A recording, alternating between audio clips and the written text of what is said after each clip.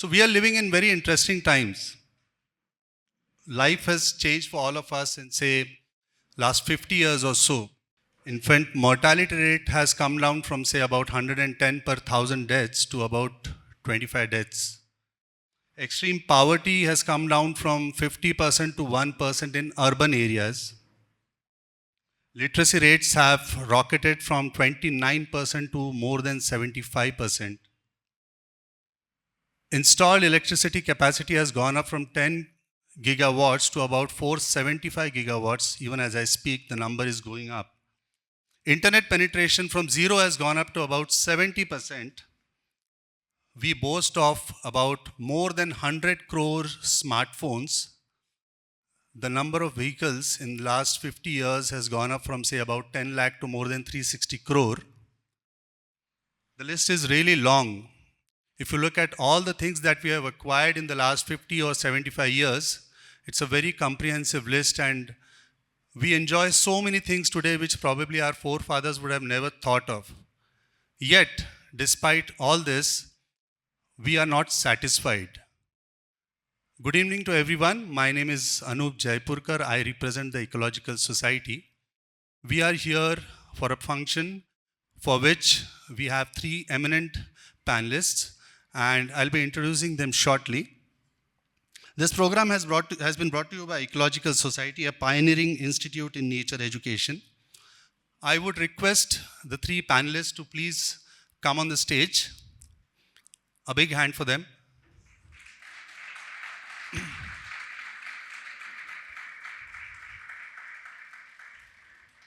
So we are going to throw an array of questions at the three panelists today. We are going to talk about life, we are going to talk about sustainability, we are going to talk about so many confusing things, so many contradictory things that we come across every day, and we feel like, okay, is there a better answer to this?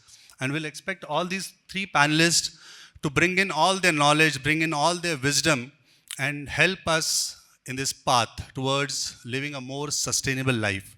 But before that, I would like to tell you a little about Ecological Society. So Ecological Society was founded in 1982 by late Sri Prakash Gore along with Dr. Swati Gore and other like-minded people.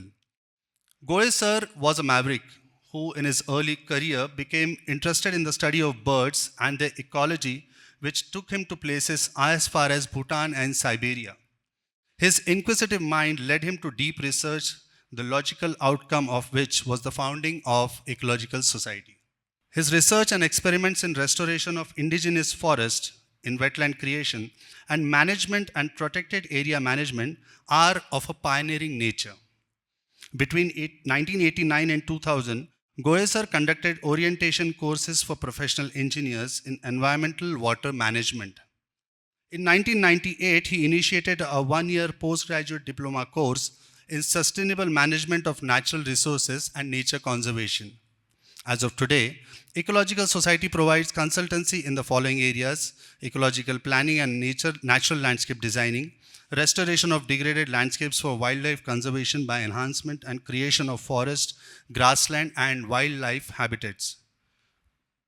Before we move on to the introduction of our panelists, I would like to tell you briefly about the course that we offer, which is the backbone of Ecological Society. It's a 10-month course, and it has three modules. First is where we talk about evolution.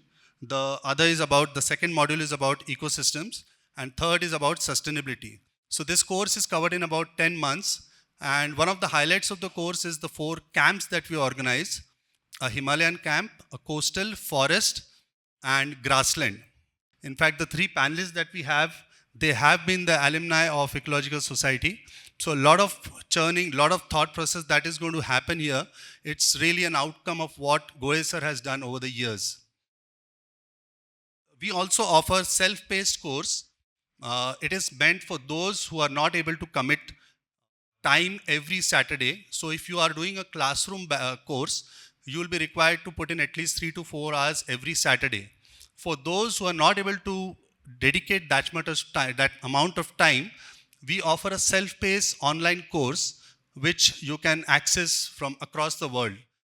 A brief introduction of our panelists today.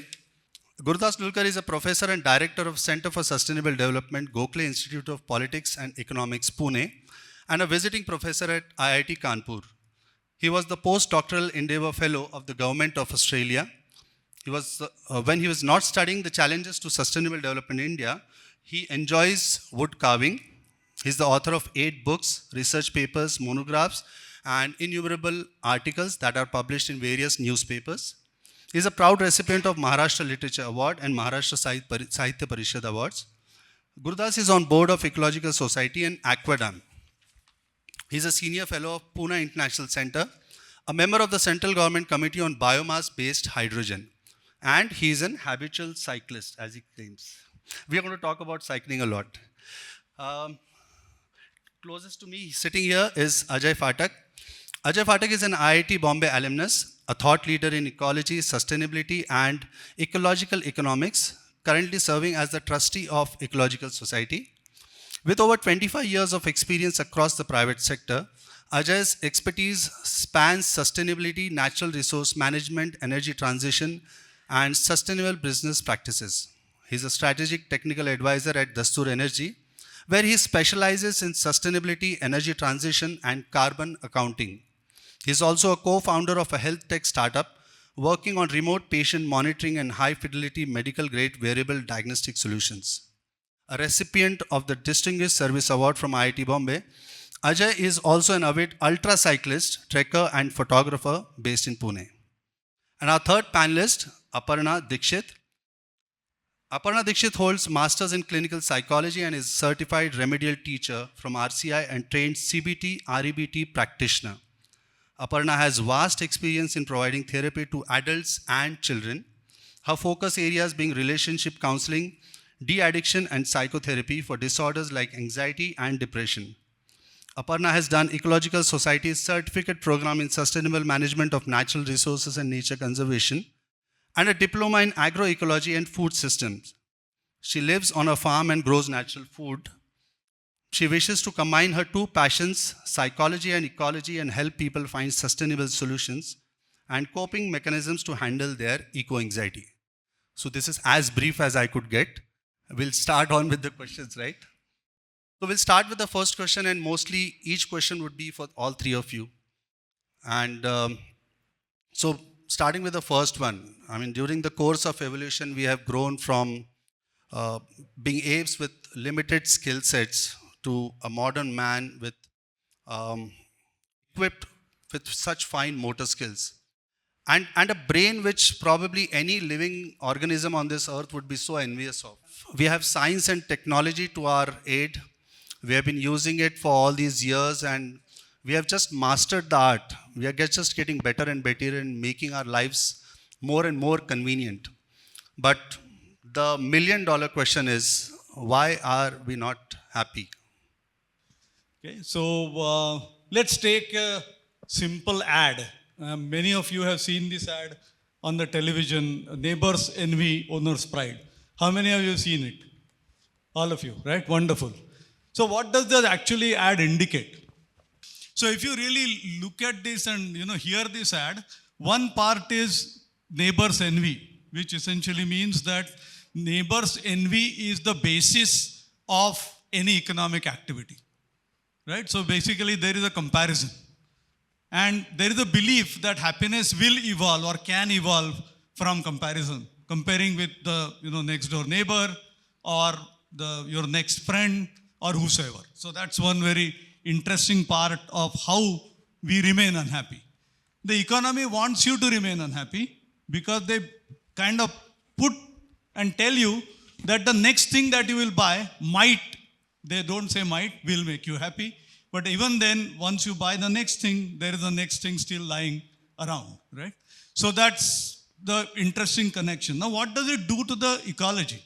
All of us, those who are students of Ecological Society, already know that, right? So when we talk about, buying the next good thing, you're talking about resources. Resources come from nature, and therefore there is a direct connection with ecology for anything next that you want to buy for getting or becoming happier. And of course, what is happiness is, Aparna is the most eminent person here to talk more about that. in terms of, psychological state. But basically, me personally, I feel, as long as you are balanced, you are able to understand things the way they are and appropriately respond, you kind of remain happy.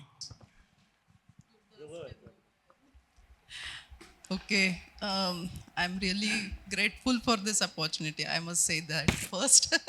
It's a privilege to sit with these two people.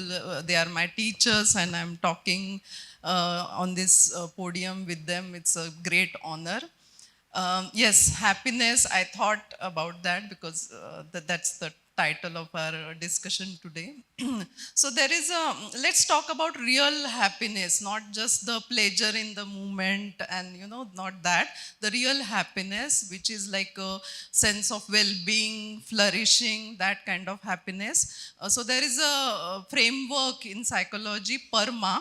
Okay, PERMA.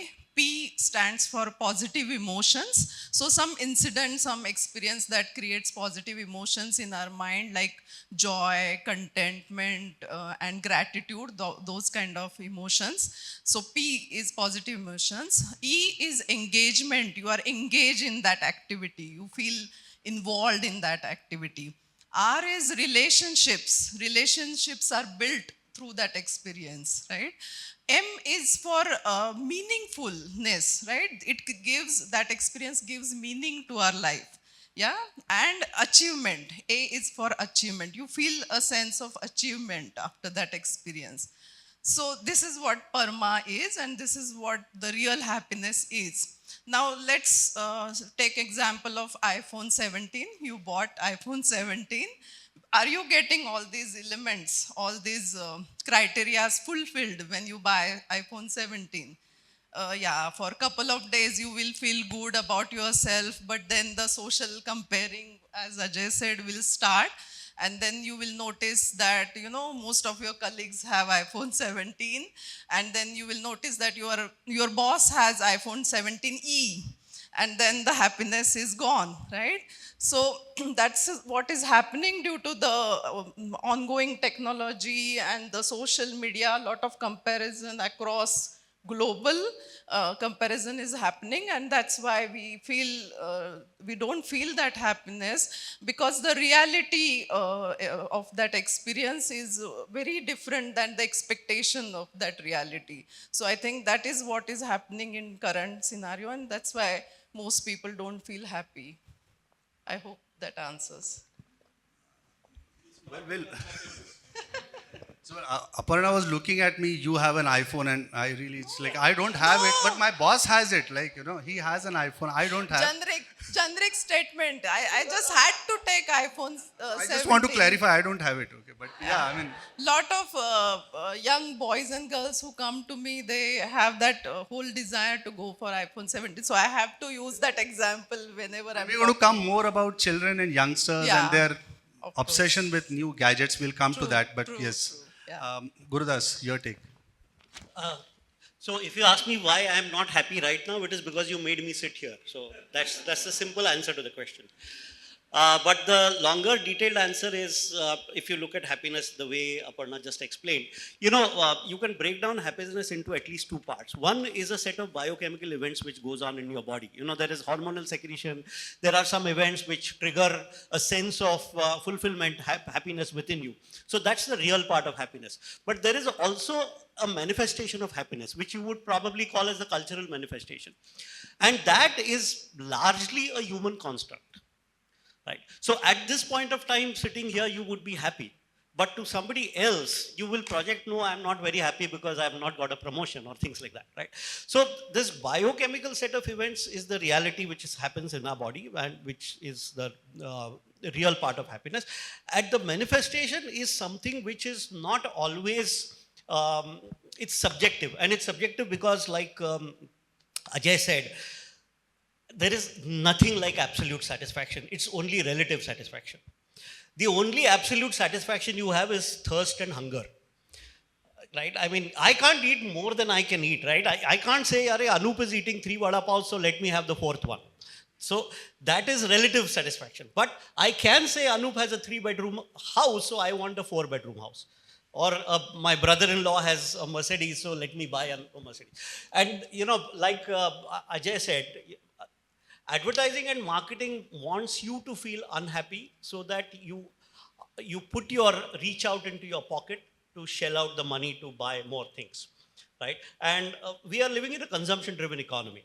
The economy grows only if you consume, and consumption is in hyper competitive state today, right? I mean, you just don't have the iPhones, you have hundreds of companies, you have 2000 mutual funds, you have 50 airline companies, you have 500 brands of clothing. Everybody wants your attention.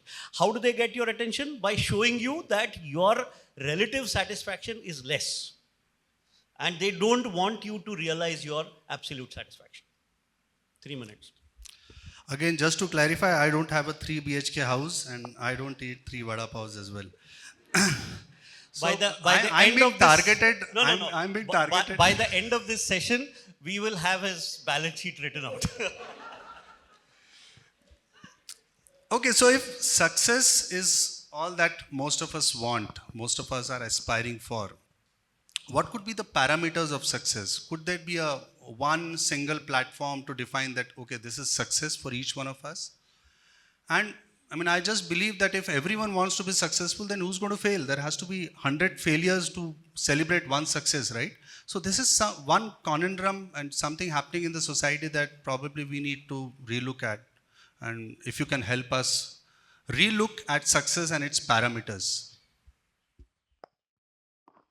This is a little complicated question.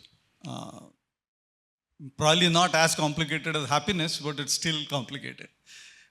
So the way we have been defining success over a period of time is how I am more successful than others.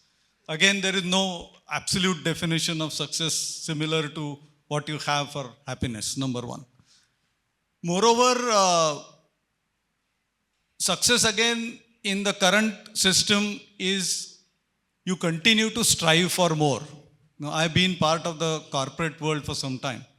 And those who have been part of that can easily relate to me. They talk about hunger for growth, right? So if you're not hungry for growth, you're not the one who would go to the next step.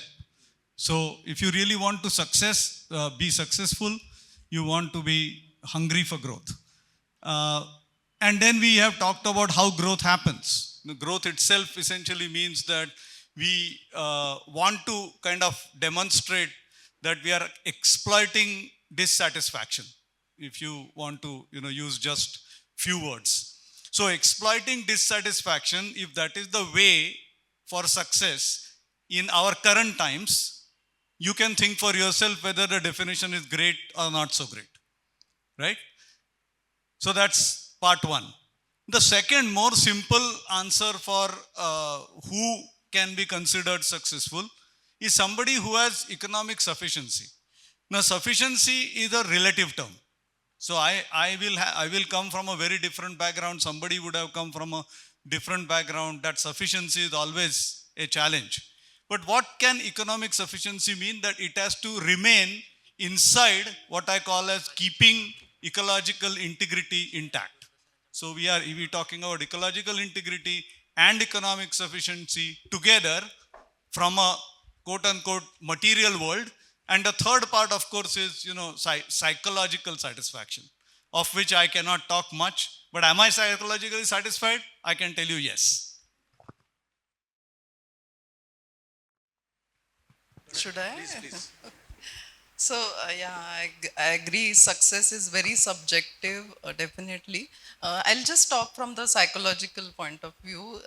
So, basically, Gardner is a theorist who gave us multiple intelligence theory, right? So, he said that we all are good at something different, right? So, some people are linguists. They have the flair of language, so they will call themselves successful if they can create literature, they can write, and then that will be the success for them. Some people are good in, they are good in mathematics. They can solve complex scientific abstract questions, and they can do data analysis beautifully, and that's what and then they will call themselves successful. I think I'm surrounded by such successful people, right? And then some are good in interpersonal skills, like they understand empathy, emotions, and they can be psychologists, and when they are on this podium they will call themselves successful, right? And some are good with nature. They understand nature. They can classify, analyze, things in nature. They can understand patterns in nature, and then they will call it themselves successful after their first ecological conservation, maybe 10th, maybe 100, depending on their appetite. So I think that is what the real success is. But unfortunately, it's maybe failure of our education system or the victory of the market, that's not we are considering success. We are considering the bank balance, or the car, which car you drive, which phone you use. All that has become the success parameters. And in that scenario, definitely not all can be successful. If we go by the multiple, like the intelligence of gardeners, maybe we all can be successful at one point. But the parameters that are now, and I think they are the right people to talk about those. We can't be all successful, because one person's failure is other person's success in today's scenario. Yeah. Gurudas, have we standardized success? I mean, is there like one universal definition? Are we looking at this situation? No, the answer is absolutely no. And also, I would like to say something here, and this is also what I'm now kind of writing on, that as human beings, we try to maximize for one variable. Right? So, for example, in school, we look at success from one parameter, which is marks. In a job, we tend to look at, let's say, what is your position in the organization chart, what is your salary, what are your perks. They're all, boiled down to a single variable. We try to simplify things. There is a situation which is complex, which has got several variables, and we try to extract one variable which we can put on the pedestal and say, that is my definition of success. So as human species, we are the only species which does that. For example, in the economy, we have combined the entire economy into one variable, which is the GDP. In agriculture, we have put everything into one variable, which is the farm yield. So when you try to maximize for one variable, there are other factors which we tend to keep on a lower priority. And thus, over time, they are ignored. For example, the entire business of climate change is because of that. We have maximized the GDP as one variable, economic growth as one variable, which we look at a collective happiness of human society or the world or things like that.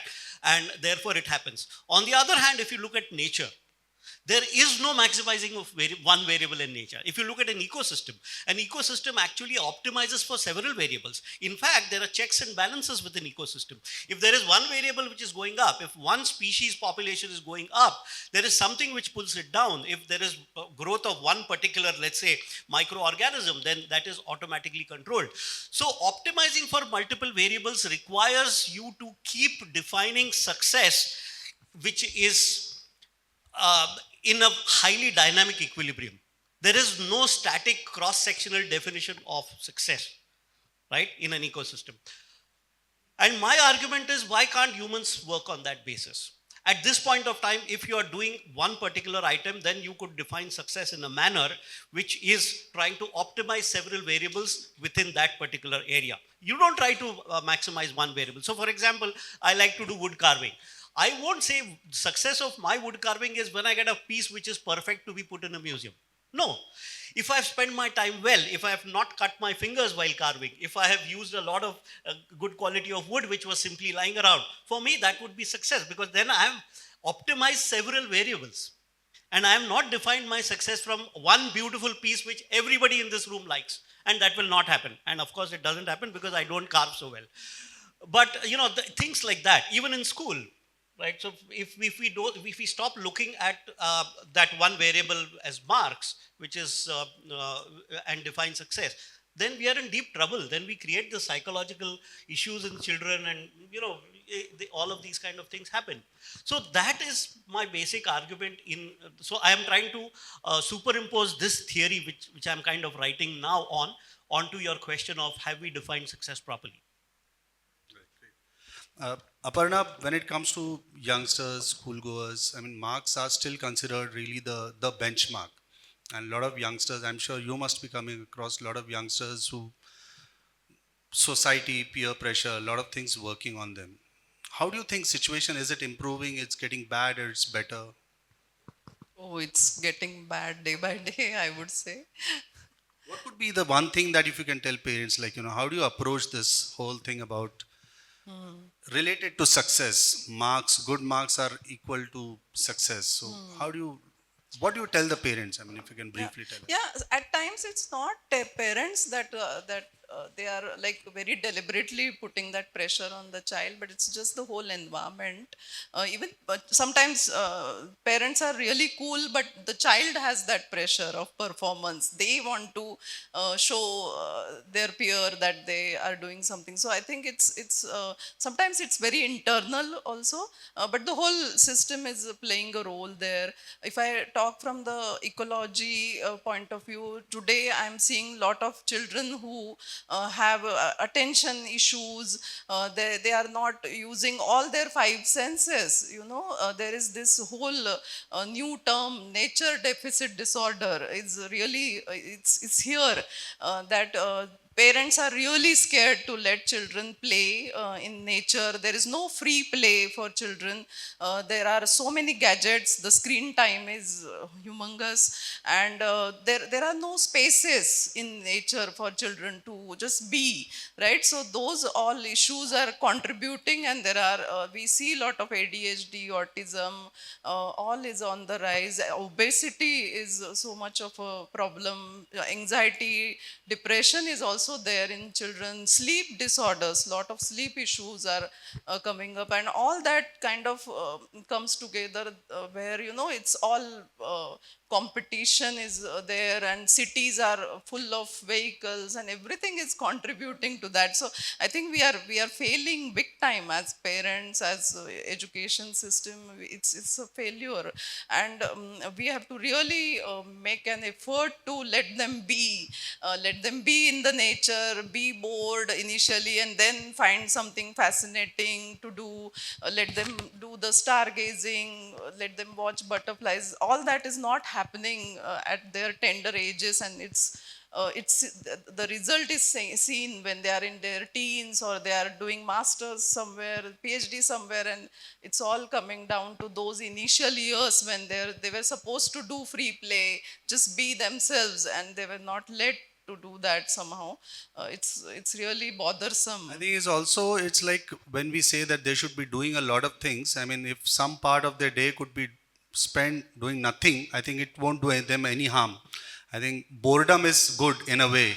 We have forgotten that art of getting bored, not doing anything, looking at the sky and just imagining things. I guess even as parents, we are indirectly, directly putting a lot of pressure as to you have to keep doing something. So I guess an extension of that could be spending time in nature. And one of the activities that Ecological Society conducts is the nature walks that we conduct every Sunday throughout the year. And it is an initiative by which we expect people to spend some time in nature, which otherwise they won't get an opportunity to. And it's an ongoing session, and you can have much more details on our Instagram page. Yeah, thanks. So moving forward, what is the cost of success that we are paying today in terms of physical well-being, the environmental cost of it, and the mental cost of it, the mental well-being cost of it? So if you can elaborate a bit on these three aspects. Physical well-being mean the individual's physical well-being, I mean. So I always, talk about a fallacy of how people want to remain fit or healthy. They will be stressed out, come back from the office, take the car out, drive another 8 kilometers in traffic, and go to the gym. Now if that's the way people want to be physically fit, it's not going to happen, right? So something has to change. So that's one thing. If many of us identify that, if these are the kinds. So this is just one pattern, and I'm sure that all of you can find many such patterns in today's life in terms of the physical fitness, so to say. And then are the other ways of living in this current system. So if you try and be slightly more open uh, in terms of experimentation, in terms of how you do what you do, and of course know more about what you do. These are, I think, some of the things which will remain critical when we talk about fitness, not just physical, but in all forms per se.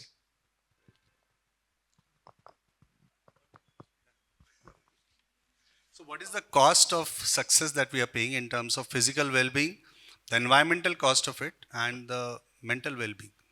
I think that's a good question because, we are very poor in cost calculations. Because again, when we look at cost calculations, we look at the rupee value of cost calculations. We don't consider the indirect cost. We don't consider the invisible cost. And there are costs which cannot be put into a number. Therefore, what is the cost of my coming here? If you ask me that, I will calculate the number of kilometers and the amount of time I put in and the value of my time in terms of money or things like that. But there is also an opportunity cost. What else could I have done if I had I not come here?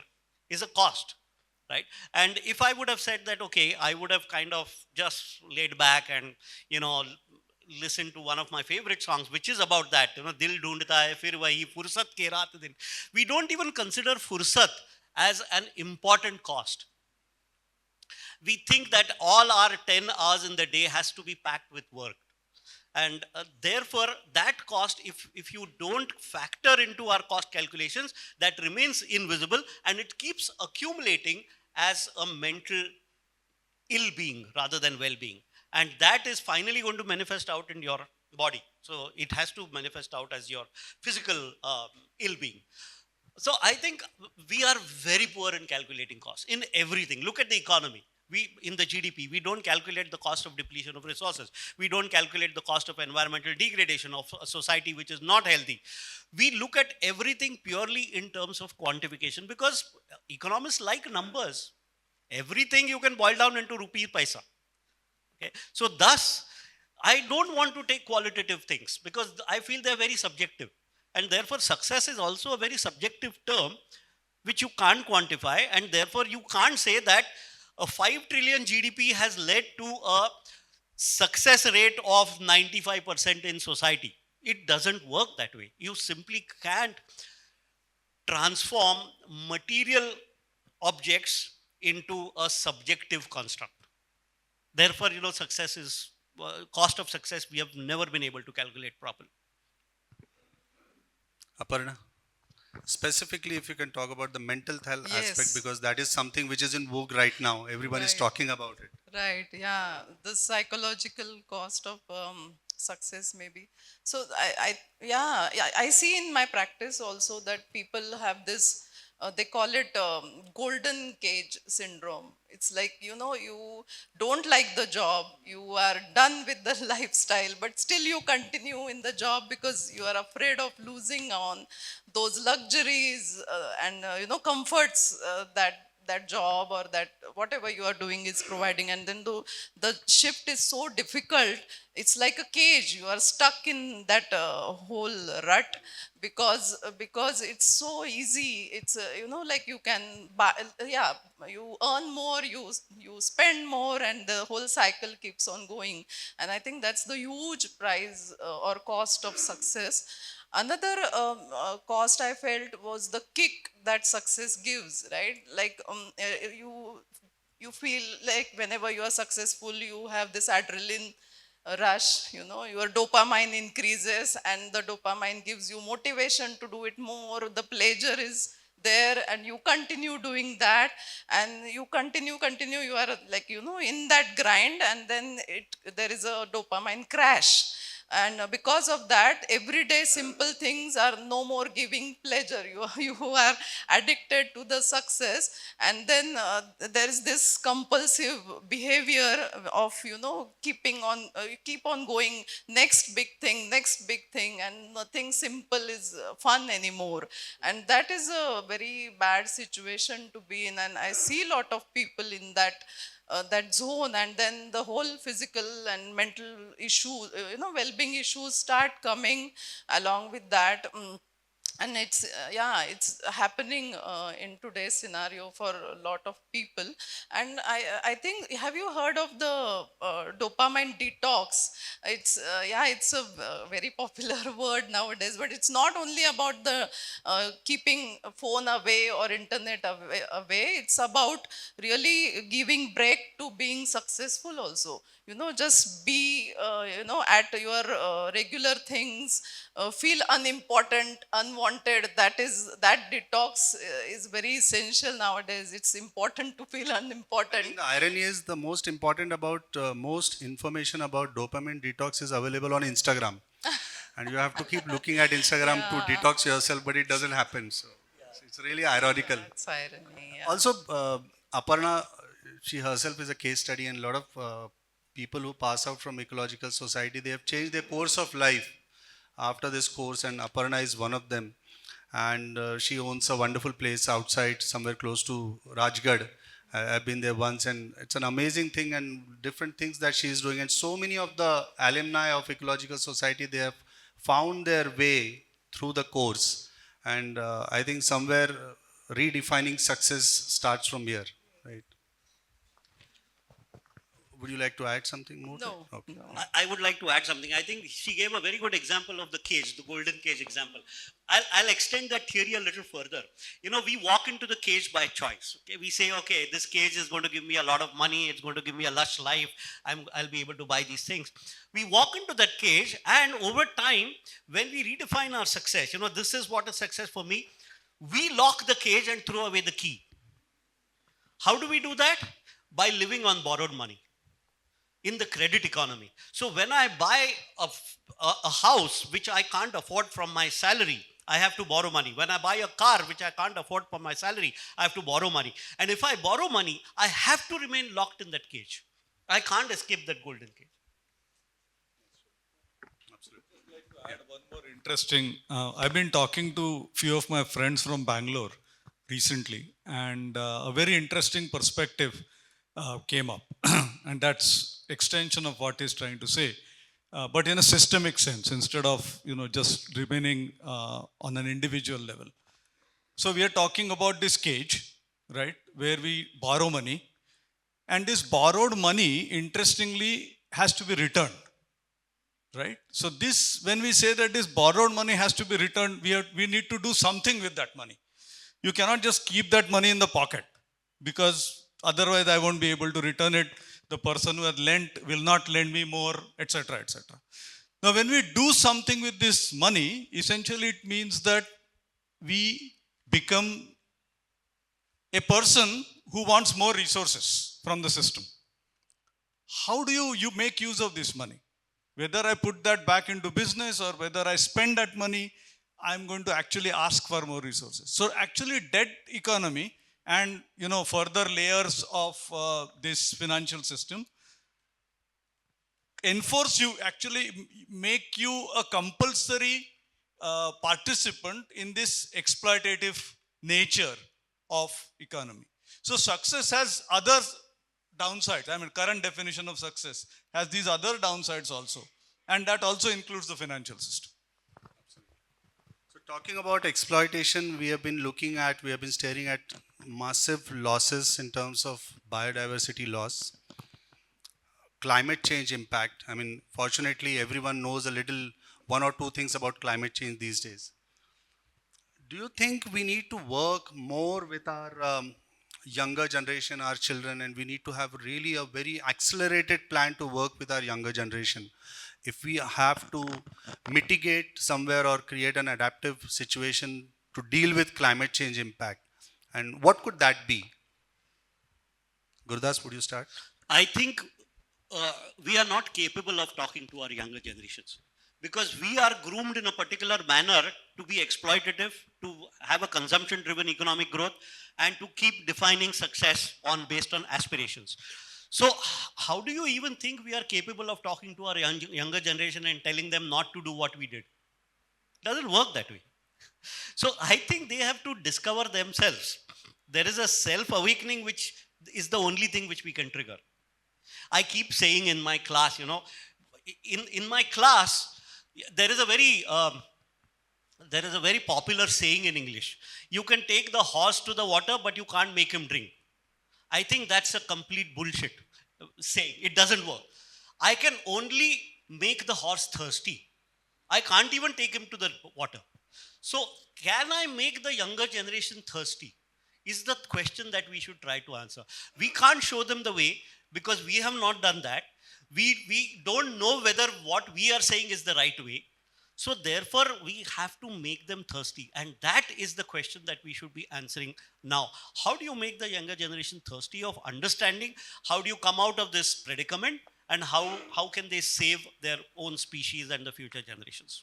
So, making the younger generation more thirsty, can you give a framework to that? So I think I'll change this a little bit. Based on my personal experience, children are far more smarter than what we are in our generation. I mean, they know stuff because it's like saying that certain children are born with cell phone in hand, right, today. So they are digitally literate from day one. Similarly, they are also, according to what I see, are environmentally literate. They are not illiterate. They understand very quickly about the situation that they actually see. And they are willing to explore. Only issue today is that as parents, are we willing to let them explore?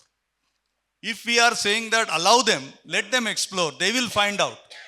Don't tell them, allow them. I think that's something that I feel personally from some experience that over a number of years is something which probably might be a way for them to understand how to deal with the situation. Because now the situation is not so much saying that, you do these three things and everything will be hunky-dory. You are probably slightly past that. So they have to figure out how to deal with the situation and work towards that. So, maybe not give them any ready made answers, but let them find their own answers. Just As be long, that as, guiding as long light. as they're able to raise more questions, that's good. Aparna, your experience working with children, youngsters, teenagers, specifically, teenage is considered the most difficult and happening phase of everybody's life. Teenage is more happening for parents than probably even for teenagers. So, Yeah, I think I have had a few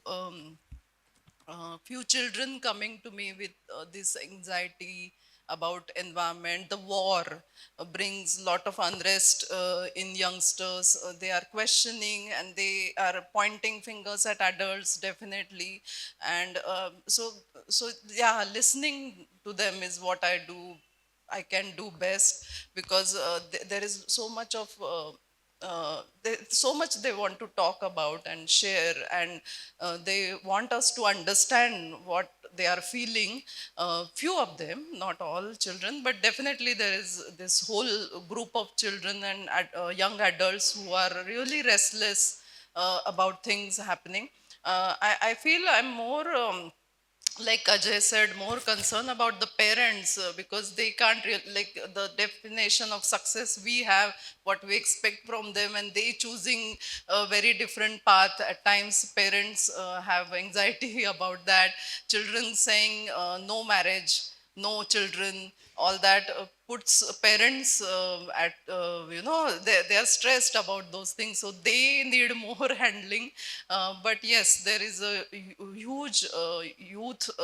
There is this report, Global Mental Health Report, which came in 25, which showed that a lot of Indian young adults, 18 to 34, are really struggling with mental health. And I think the whole environment and things happening around us have big big contribution to that. So a lot of psychologists really have to get into eco-anxiety, people, youngsters talking about, the things happening around them and how they are bothered by that. We have to really gear up for that when I say psychologists, yeah. I mean, Gurudas, the onus really falls upon parents. Like, they should create this environment. They should let them explore. And what's wrong with parents? What's happening with the parents? I mean, some thought to probably why they are missing the bus every single time when it comes to parenting. You talked about making them thirsty, right? I mean, what is the role that a constructive role that parents can play in making that happen? From your own experience, maybe raising two daughters, your experience, if you can share in that direction. Yeah, so I think what we can do is we are, if I want to use a cliche, we are slaves of technology. And one of the flip sides of technology is that technology reduces your patience. Right? If I travel by bicycle, I will need 25 minutes. If I travel by scooter, I'll need 5 minutes. So it reduces I'm impatient. I want to reach fast. Even that doesn't. No, that's a different thing. That's because of the traffic condition. But every technology that you use makes you more impatient in life. And as parents, we have come from that upbringing that we are using. You walk into a kitchen, every device that we use reduces the time taken to cook the food. Everything that you do, every travel that you make, we have used technology so that we are less patient today. So therefore, if you go and stay in a village for a couple of days, we feel absolutely relaxed. We feel we have 24 hours in the daytime, and we feel that, you don't know what to do with the time. That's because you are disconnected from technology, and therefore for the first time, you realize the value of fursat. So as parents, if we have come from that background, how are we even going to show our children that there is a life beyond the use of technology? At this point of time, I can't fathom how we can do that. Is there something which you can contribute to that? So my answer is I don't have a clue. One small observation, specifically Aparna. Are our kids becoming psychologically too fragile? Are we as parents contributing to it, or it's just the circumstances around them? Yeah, our parents, Is it true? Are our children psychologically too fragile? I think there is vocabulary to that. They know what they are feeling.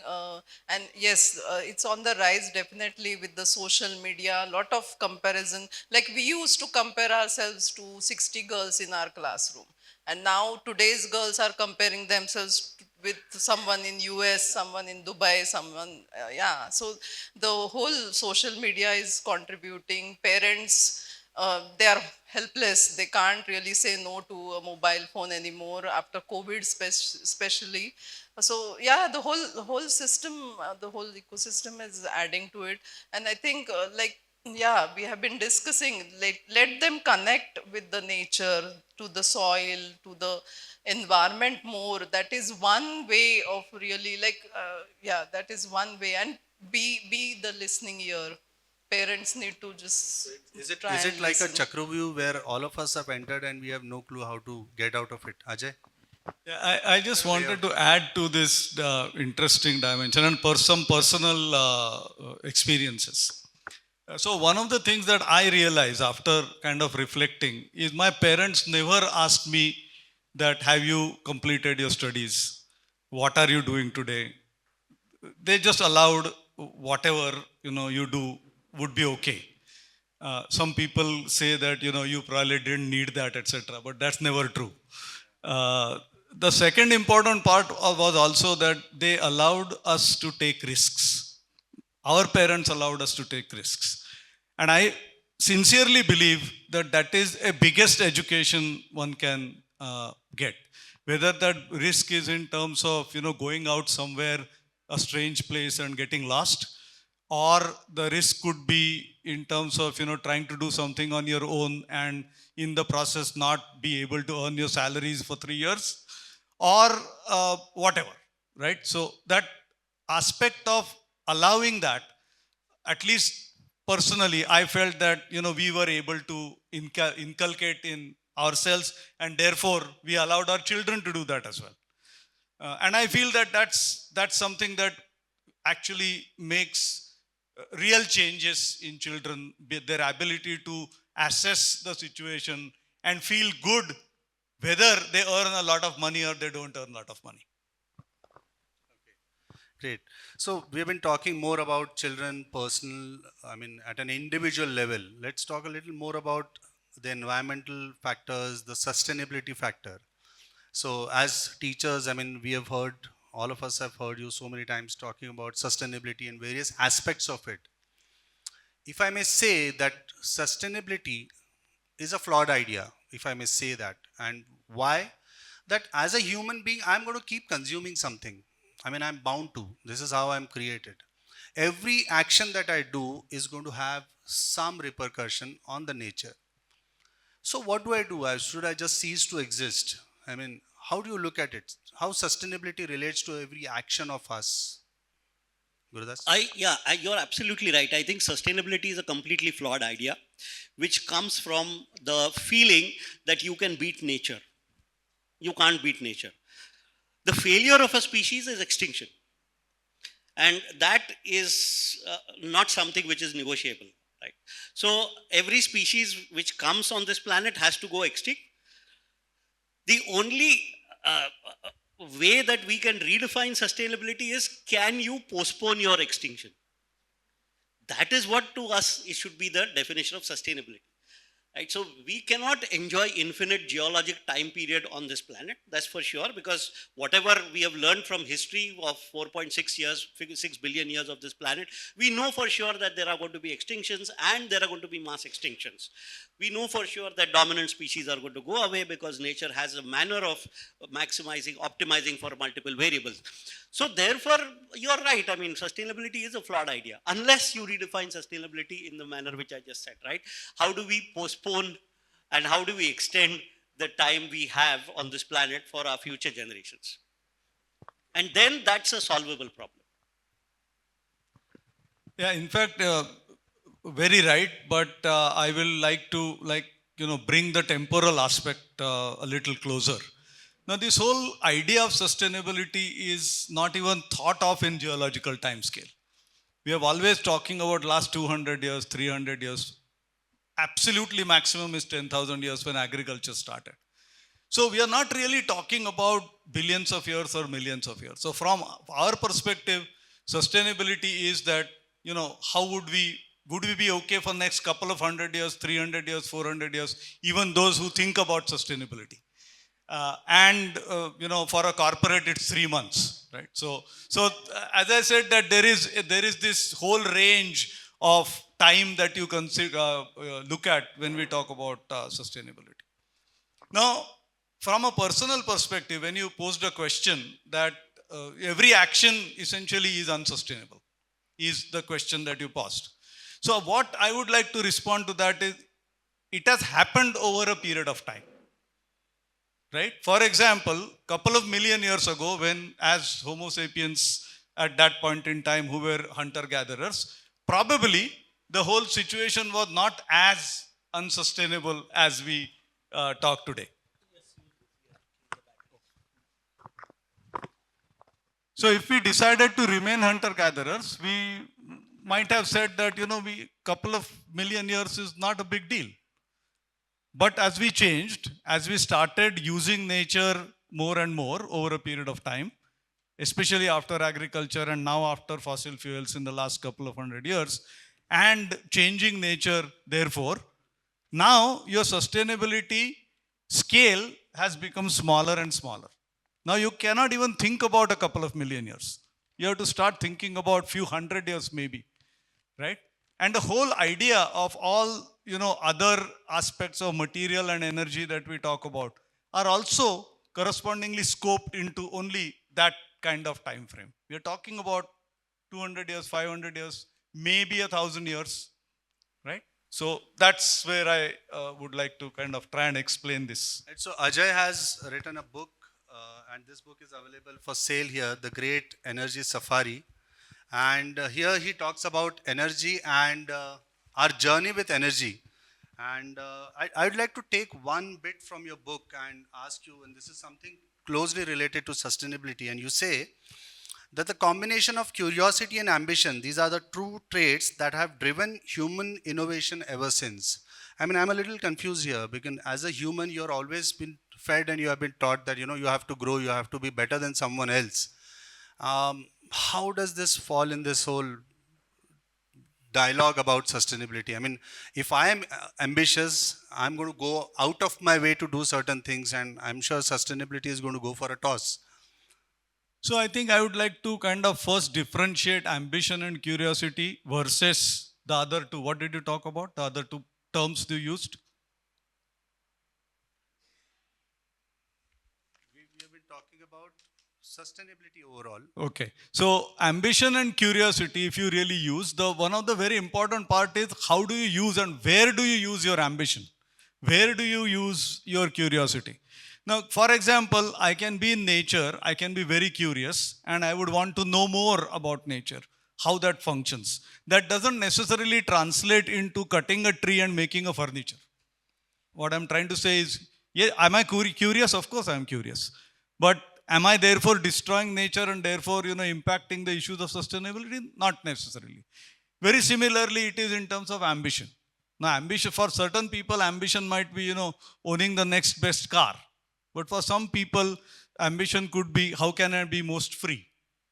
Right? So, I think it's a question of how you put ambition and curiosity, how do you define it, and what are you going to do with these two very innate natural instincts that humans have. Maybe redefine our ambitions. Redefine where you put your ambition to use. That's what I would like to. Right. So most people I come across, I mean, if you can specifically talk about eco-anxiety, this is something which is coming out, and a lot of people who come out of Ecological Society, they talk about this eco-anxiety. Can you elaborate that concept and talk about it a bit? So yeah, when like you were talking about that sustainability is a myth, and everything I do is going to impact the nature. Even if I'm breathing, it's hampering, right? So when such language I hear from youngsters, if someone is saying, should I just then stop breathing? That's a very concerning dialogue that is happening, and I'm not talking from the bigger perspective. I'm just talking from a young fellow coming and saying this. So then I see that this environmental crisis has become existential crisis for that person, and he's heading towards a lot of negative thoughts, lot of anxiety, lot of depression. So I think that's the phase where I would like to really help the person with therapy, listening what concerns the person is feeling, like why so much of hopelessness. Because in therapy we say a person is depressed, maybe there is myself against someone else, or myself against my past, or myself against the future, anxiety about future. These are the combinations. But here it's myself against the whole universe. Like there is a lot of anxiety that's coming, and it's very abstract. It's not pinpointed to someone very specific. It's very global and abstract, and everything they do can bring hopelessness. If they are watching something on Instagram, it's depressing. If they are reading newspaper, it's depressing. They go for a ride and there is this whole thing about why am I doing this, all that. So it's a difficult phase to be in. A person is really struggling there. So there are like narrative therapy. We use a lot of sense making there. We talk about catastrophizing. Maybe can you look at something in a smaller sense? Can you do a small change in your lifestyle, and be hopeful about things? Because there are these butterfly effects that are happening. You do something small, you feel it's very small and insignificant, but something bigger can come out of it. That hopefulness have to come in the person. You have to give them examples from surrounding. And this is where the yes community comes into the picture. You can find your tribe. You can find people feeling the way you are feeling. Or, you can navigate your anxiety towards something which is more concrete for yourself. And you feel more hopeful towards life and towards the whole world. Yeah, that's very important, I feel. Right. So instead of getting very anxious about the war happening in Iran, I mean, you can be little happy that at least we are right now, we are safe. Let's be hopeful about it. I mean, Yes. there's nothing that we can change in Iran for that matter. Right. So we come across, I mean, I'm sure all of you must have come across someone saying that मेरे करने से या मेरे कुछ ना करने से कोई फर्क नहीं पड़ेगा. जब तक सिस्टम नहीं बदलता कुछ नहीं होगा. I mean, we keep coming across people who say this. So is it like individual actions really don't make much of a difference and systemic change is possibly the only way? This is how huge, I mean, large number of people in the society believe, especially when it comes to using plastic. I don't use it, it's okay, but I mean, there are 1,000 people who are using it. So why should I stop myself from using it? This is a typical conundrum that we are into. So can you throw some light on this? So the economist, Nobel laureate Kenneth Arrow wrote many years ago what was called as the impossibility theorem. And the impossibility theorem is exactly like that. We have got economists in the room, so I can see they're smiling. Kenneth Arrow said, if you try to aggregate individual decisions into one decision, it has to make somebody unhappy. Right? And similarly, what you said right now is, locus of control is not there. What will my decision to use a bicycle have on the traffic of Pune? We know that it's not going to have much of a decision, but the other thing is also there is something which is called as the tyranny of small decisions. Now think about it. I'll explain the tyranny of small decisions with an example. I live in Sadashivpet, and when I was in school, we live in a very small road. It's not a lane, it's a road. We used to have two pavements there. Nice wide pavements, which we used to walk and we used to play on the pavements. Over time, everybody in my lane decided that they will only use a scooter or a bicycle or a car to travel, and they don't want to use the footpath, the pavement. So these individual collective decisions gave a message to Pune Municipal Corporation that people on this road, they don't need footpath, they need space to park their vehicles which they are now using. So they created a systemic change where they decided pavements nako and we will have wider roads. So individual decisions like these make up policies or make those large changes. So for example, if everyone decides to travel from Pune to Mumbai only in an air-conditioned chair car, then all the trains will over time have air-conditioned chair cars. So it's not somebody sitting at the center who decides that, yeah, aisa karna hai, but individual decisions which lead to policy makers to make these changes. And they keep observing over time. So therefore, if somebody feels that what is the difference that I am going to have by using a bicycle, if you are able to rub that off onto many others and many others start using a bicycle, then Pune Municipal Corporation will need to have bicycle pathways, bicycle signals, bicycle restrooms, spots, everything which is to create that infrastructure. And thus, at the micro level, while we feel that individual decisions won't make a transformational change, it is only individual decisions which actually have the power to make transformational change over time. But again, technology has reduced our patience, so we can't wait for that. Ajay? I'll also give you another interesting example that we talked about the system part of it. When I was working, I used to travel, and in one of the airports, I was very hungry and I wanted to have lunch. Now, when I went through the process of having lunch, I created a ton of garbage. And then I said, after that, I realized that I have created a ton of garbage, but then I tried to find out, is there a way to feed yourself on an airport without creating any garbage? I found no way. This is an issue of a system, right? So now, if people like me give this feedback, and there are more people and more people like to give this feedback saying that we are creating garbage for nothing. I just wanted to, make sure that I was feeling hungry. I want to eat something, but in the process, I'm creating untoward side effects, so many. Now, again, this information, if it goes back to the policymakers from many people, it's going to change things. So it's again a connection between how systems are working today versus how systems can change if this information, whether because I cycle or whether because I give this information that this is what is happening and I don't want this, I think that those are the signals which will help change the system. So basically, shedding that pessimism that it's so, I mean, nobody's going to listen to me. You just register your voice, and one voice followed by 1,000 voices would definitely Absolutely. In have fact, an there is impact. research that you don't need 100% of the people saying this. Yeah. You need 2%, 3%. Maybe there are in certain cases they talk about 6% people, which is still very high. If they talk about something, things do change.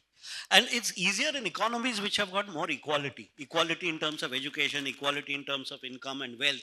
There, these things rub off. But in a country like India, where you have phenomenal inequality and diversity in everything, right from education, we have a lot of fault lines in our society. We have the fault line of religion, of caste, of income, of where you live, what trade you are working in. All these are fault lines which divide. And they make it very difficult for one person's decision to rub off onto other people. That's a problem with these countries which we call as Vikasanshil or developing countries, where there are structural elements which don't. And then on top of that, we have something which is called as an electoral democracy. So that worsens things. So electoral democracy is when you are playing to the choir, you're playing to the crowd. You want to please the largest number of people, and the largest number of people in this country are the ones which are deprived of many things. So all that you need to do is to prove that you're making policies where you will not be deprived further on for this. And it doesn't matter if that deprivation is going to cost you some ecological damage or in the future. So that electoral democracy combined with this inequality and which is born out of inequity of resources, is something which is even pulling back our country into getting into that kind of a situation where we can actually be a much more mature society. Aparna? I think they both have answered the question. I'll just talk about the psychology behind this. मेरे अकेले के करने से क्या होगा, all that. So basically it's a defense mechanism, right? We don't want to feel bad about things we are doing. So our brain comes with these excuses, these things like, for example, coffee. I'm addicted to coffee, but I will say that, I begin my day with coffee and then whole day I stay active. So that's just the way we are designed to think. We are just thinking in a way that, mere karne se kya hoga? It's such a small drop in the whole ocean.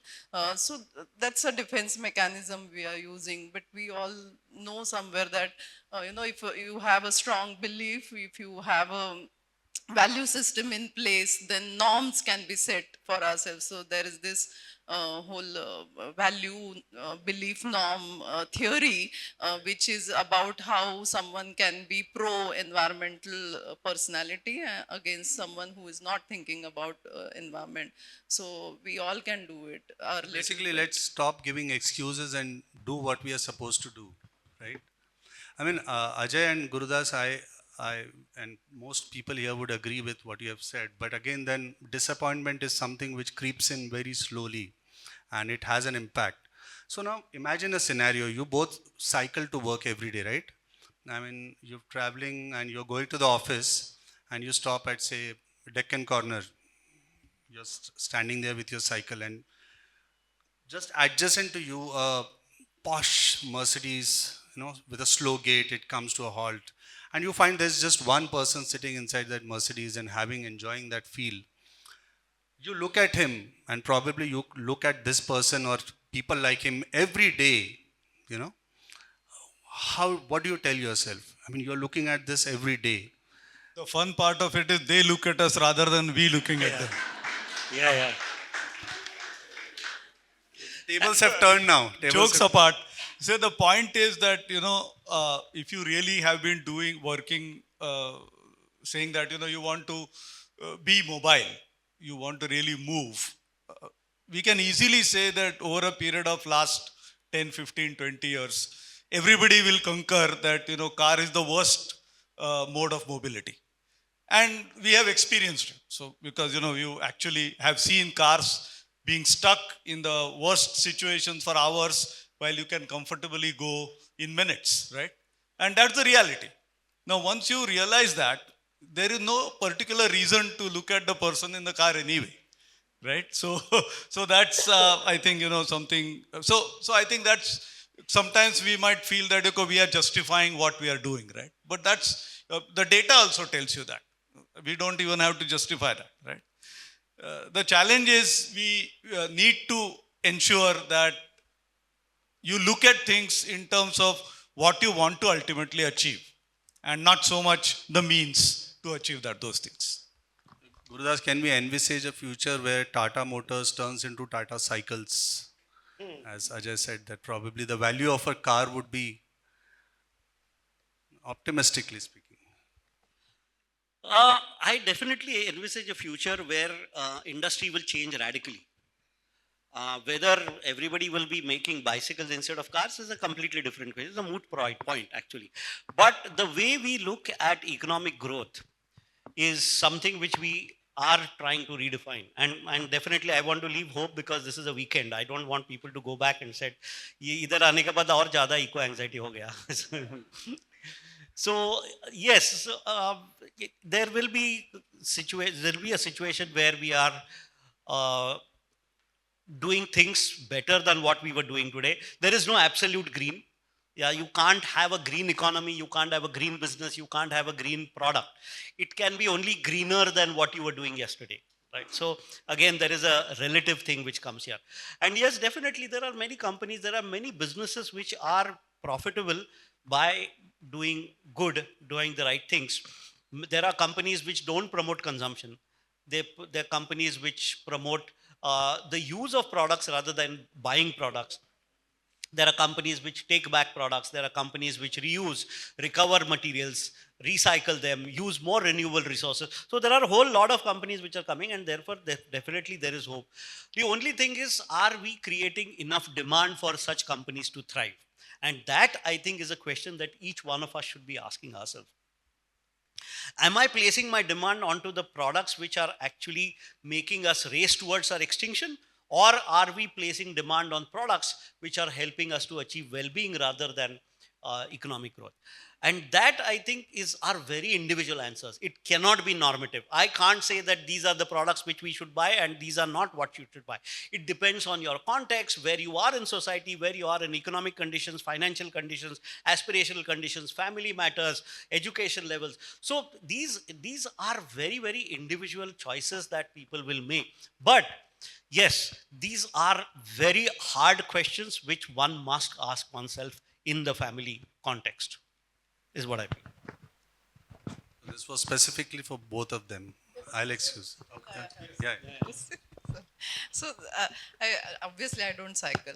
But the last year I did my course and I was observing Ajay, Gurudas, Ketki, Manasi. Like, how can these people be so calm, composed, doing their thing, making the things they do look cool, and not bothered by people who are doing all sorts of chaos out there. So I think they have a very strong conviction about what they are supposed to do, and there is an action plan in place in their mind, and they have a very forgiving mind, and they, like Ajay said, they will other people will reach to this point, as like at their due time. So I think that whole combination makes them very confident out there on the road, and they are making cycling look cool. So, yeah. Absolutely. Okay, as we come to the conclusion of this session, and it would be really fantastic for each one of us to maybe go back to our roots, our town, our small village that we came from, and stay connected to where we were, and that would really make our earth more sustainable. But the fact is that here we are living in a city, a mega city like Pune or Mumbai or Delhi for that matter. We are now a part of this ecosystem. Can you suggest two or three small little things? I mean, something that I, as a common man, can easily do to make my life more sustainable and my city a better place to live in. Just from your experience, maybe two or three things that can be easily done. Yeah, go ahead. Yeah, I think, I'll just step back a little bit. And if we just look at the challenges that we face in the city and what will be my response to that challenge, actually will define all the answers. So, for example, if I say that my challenge is mobility, I cannot move.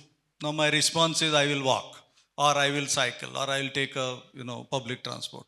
And many of these, interestingly, with a little bit better public transport infrastructure, people have started using it. So there is a change that people also have demonstrated that we want to use that. Similarly, for example, if I say that, I want to make sure that I face a problem of air pollution. So there are two responses that I have seen happening. One response is people say, no, I will always travel in a closed air conditioned car because there is a lot of pollution around. But then you're actually contributing further to the pollution. So I would rather say I'll take all the care that I need to take, but I will not contribute to the pollution, right? Similarly, you're talking about these issues of garbage. Okay, so every such thing is a very simple response that you can do individually, looking at your challenges that you have, primary and big challenges in the city. And that's, according to me, is the easiest and simplest way to deal with what can you really therefore do. Yeah, I think, good. So for me, what was the question? Two or three doable things. Yeah, two or three do. I think we have to borrow something from the corporate world. In companies, they have got two statements. One is called as a vision statement and the other is called as a mission statement. Every person should open his own diary and write their own definitions of success and wealth. That's, I think, is very important. Have we sat individually with ourselves, spent some time and written down what does success mean for me? Let us write it down. And similarly, can we sit down and write what does wealth mean for me? And again, if you start thinking philosophically and in a very sound state of mind, you will realize that wealth cannot be boiled down to the amount of money you have in the bank. Wealth can be multidimensional. Wealth can be on what you do with your time. Wealth can be how much time you spend with your family. How much time do you get to spend with your friends? Fursat, again, I keep bringing that word because I like that word. You can sit and write down your definition of wealth. But unlike the corporate world, where vision and mission statements are sacrosanct and they cannot change over time, we must go and relook at our definitions. Because this is also very contextual. At a very early stage in career, a young student who is just getting out of college, for her, the definition of wealth and success could be ABC at this point of time. Or after 10 years, it could change. So it is not going to be static. It's not going to be written on stone. And it has to be changed over time. As you mature, as you realize the issues that you create when you take a wrong decision, then you can change your definition of wealth and success.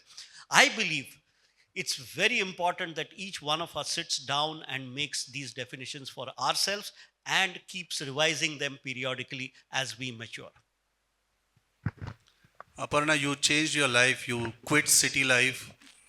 I mean, I'm sure that is not one of the three doable things you are going to suggest. Something more that a common man can take away. Sure. Yeah, I thought about it. So first is Ketki talk in her lecture about it. Like we have to just draw a circle and decide what are the things I can control. Specifically about me, the way I transport, the way I do things, things I control, things I can influence, like participating some, like contributing in Jivit Nadi, volunteering in somewhere, things we can influence. Can we have a list of those? And things which are beyond my control and beyond my influence, I just have to be okay with those. We also need to know those areas, because otherwise there is a lot of restlessness.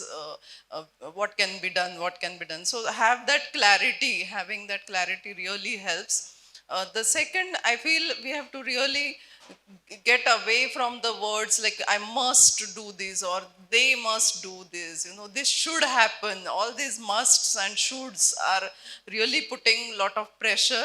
So can we be flexible, have some wiggle room? That's another thing I feel we have to do in cities. And third one, I borrowed it from my husband. He says that instead of pushkar, be pulkar. Like instead of pushing people, asking them to do something, just be a role model and, see if that brushes off of some people. And a role model you are, definitely. Thank you. So, too many questions, and I'm sure we are coming to the conclusion. Um, this is a question for specifically for Ajay and Gurudas, and Ketki and Mansi, if you can add to it, it would be welcome. That how this course of ecological society, the sustainable management of natural resources and nature conservation, how does it help students redefine success in their lives? Can you throw some light on this? Well, I think that's stretching the imagination too much. I don't think we aim to for the students to be able to redefine success. But what we definitely aim to do is, are are the participants able to connect the dots? How is a decision in one space going to affect other spaces? How are the dimensions of ecology and economy intersecting? These are the things that we hope that the participants are much more clear about. And if you are clear about these things, then you tend to take better decisions for yourself, for the planet, and for society as a whole.